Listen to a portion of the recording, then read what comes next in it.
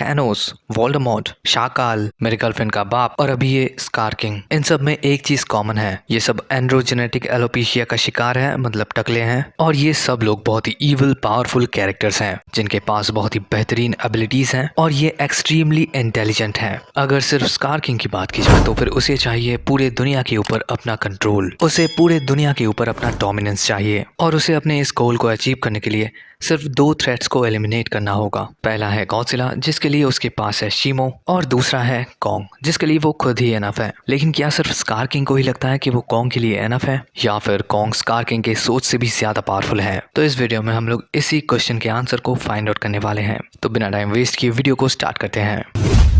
Scar king के पास अपने app army का पूरा कंट्रोल है, उसके पास दोस्त हैं, बहुत ही बेहतरीन वॉरियर्स हैं, यहाँ तक कि मोस्ट ऑफ अस का सबसे एंशिएंट टाइटन शीमो भी उसके साइड में है। इनफैक्ट हम लोग उसे कॉन्ग से 2 बार फाइट करते हुए भी देख सकते हैं, एक बार हॉलो अर्थ पर और दूसरी बार रियो ब्राजील में। तो अभी हम लोग उन सब एडवांटेजेस के बारे में बात करते हैं जो स्कार किंग के पास है और वो उनसे कॉन्ग को ओवरपावर कर सकता है। तो पहली चीज है, स्कार किंग बहुत ही ज्यादा एक्सपीरियंस्ड है। हॉलो अर्थ का सबसे एंशिएंट टाइटन शीमो हो सकता है, लेकिन स्कार भी आज का नहीं है। उसने हॉलो अर्थ पर कॉन्ग के जैसे अल्फा टाइटन्स को लेकर एक एम्पायर को खड़ा किया है। उसने सरफेस वर्ल्ड पर और प्रोबेबली हॉलो अर्थ पर बहुत सारे सिविलाइजेशंस को बनते हुए और खत्म होते हुए देखा है, और इस हिसाब से हॉलो अर्थ पर अब तक दिखाए गए किसी भी टाइटन से ज्यादा फाइटिंग एक्सपीरियंस स्कार के पास है। उसने इन कॉन्ग्स को बहुत ही क्लोजली ऑब्जर्व किया है और इस हिसाब से कॉन्ग्स की फाइटिंग टेक्निक्स, उनके स्ट्रेंथ और उनके वीकनेसेस के बारे में स्कार को दूसरे किसी भी टाइटन से ज्यादा पता है। सेकंड ट्रेलर के एक शॉट में हम लोगों ने देखा है कि स्कार कॉन्ग के बैटल एक्स के अटैक से बचने के लिए अपने बोन ग्रिप से खुद को डिफेंड कर रहा है, और भी एक शॉट में हम लोगों को दिखाया जाता है कि स्कार अपने व्हिप्लैश को यूज करके कॉन्ग के हाथ को डैमेज कर रहा है। तो मतलब उसे इन कॉन्ग्स के साथ फाइट करने का बहुत ज्यादा एक्सपीरियंस है। स्कार किंग का दूसरा एडवांटेज है उसका बोन ग्रिप या फिर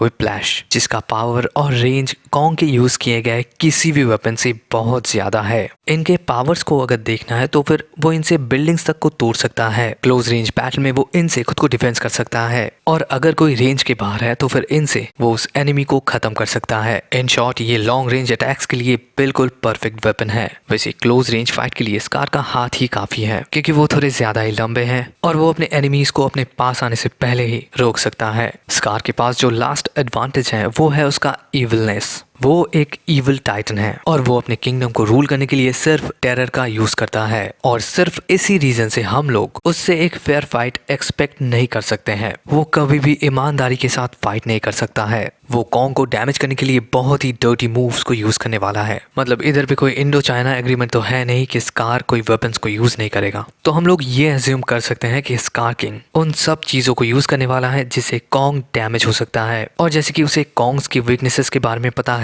तो फिर वो डर्टी फाइट भी करेगा, और अगर कॉन्ग उस पर भारी पड़ता है तो फिर उसके फॉलोअर्स भी कॉन्ग के ऊपर टूट पड़ेंगे। तो हाँ, स्कार किंग के साथ फेयर फाइट का उम्मीद करना बेकार है। और वहीं दूसरी तरफ है ह्यूमैनिटी के प्रोटेक्टर कॉन्ग। कॉन्ग ने बचपन से सिर्फ सरवाइव किया है, दूसरे प्रेडिटर से खुद को बचाया है, और इसी रीजन से वो एक प्रोटेक्टर होने के साथ साथ नेचर का एक डिस्ट्रक्टिव फोर्स है जो अच्छों के लिए तो बहुत अच्छा है, लेकिन अगर उसे कोई चैलेंज करता है तो फिर वो उन्हें उनकी औकात दिखाने में बिल्कुल भी लेट नहीं करता। उसने अब तक बहुत सारे अलग अलग मॉन्स्टर्स के साथ फाइट किया है, जैसे कि skull crawlers, skull devils, Godzilla, the Kraken, कैमोजॉट्स और मेका गॉडजिला। और इसका मतलब यही है कि कॉन्ग ने बहुत बार बैटलफील्ड में खुद को प्रूव किया है। वो कोई नूब नहीं है। हर किसी के लाइफ में तो प्रॉब्लम्स आती ही हैं और कॉन्ग भी उनसे बचा नहीं है, लेकिन उसने सिंगल हैंडेडली उन प्रॉब्लम्स का सामना किया है और उन सबको डिफीट भी किया है। स्कार किंग के साथ होने वाले इस बैटल में कॉन्ग का सबसे पहला एडवांटेज यही है कि कॉन्ग स्कार किंग से यंग है और वो अपने प्राइम फेज में है, तो इस बैटल में उसका स्ट्रेंथ और स्टेमिना स्कार किंग से तो बेहतर होने वाला है, और साथ ही साथ वो बहुत ही ज्यादा ड्यूरेबल है। मतलब अगर फाइटिंग के स्टार्टिंग में स्कार किंग कॉन्ग के ऊपर भारी भी पड़ता है तो फिर कॉन्ग इस फाइट को बहुत टाइम तक खींच सकता है, और स्कार किंग का स्टेमिना खत्म होने के बाद कॉन्ग उसे ओवरपावर कर सकता है। लेकिन हम लोगों को ये भी भूलना नहीं चाहिए कि कॉन्ग क्लोज रेंज फाइट में बहुत ही ज्यादा डोमिनेटिंग है। एक टाइम पे तो उसने गॉडजिला को भी हरा दिया था, और जब से उसने इस एक्स को उठाया है तब से उसने अपने ओपोनेंट्स को सिर्फ इतना समझाया है कि औकात में रहना कितना जरूरी है।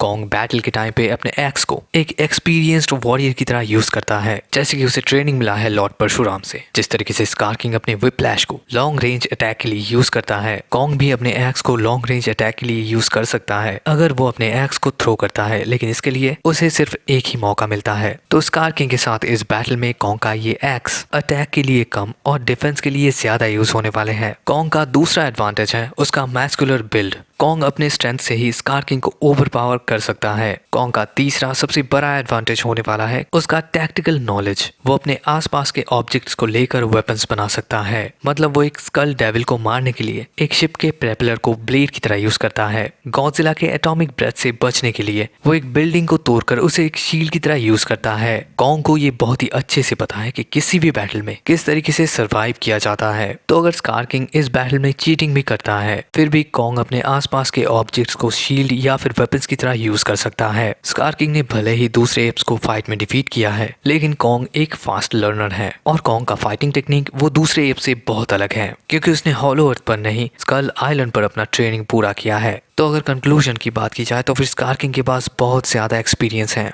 वो लॉन्ग रेंज फाइट में बेस्ट है और वो एक इविल है जिसके पास है डर्टी फाइटिंग टेक्निक्स। वहीं दूसरी तरफ कॉन्ग के पास है God level strength. Close range fight में वो बहुत ही ज्यादा डेंजरस है और वो बैटलफील्ड में ऑब्जेक्ट्स को लेकर वेपन्स बनाने में माहिर है और इस हिसाब से कॉन्ग एक क्लियर विनर है। लेकिन हाँ, स्कार किंग का मोटिव बहुत पुराना है और बहुत बड़ा है। दुनिया के ऊपर राज करना उसका सपना है और बहुत पुराना सपना है, जिसे पूरा करने के लिए वो कुछ भी कर सकता है। तो देखना इंटरेस्टिंग यही होगा कि अपने हीरोज क्या करते हैं।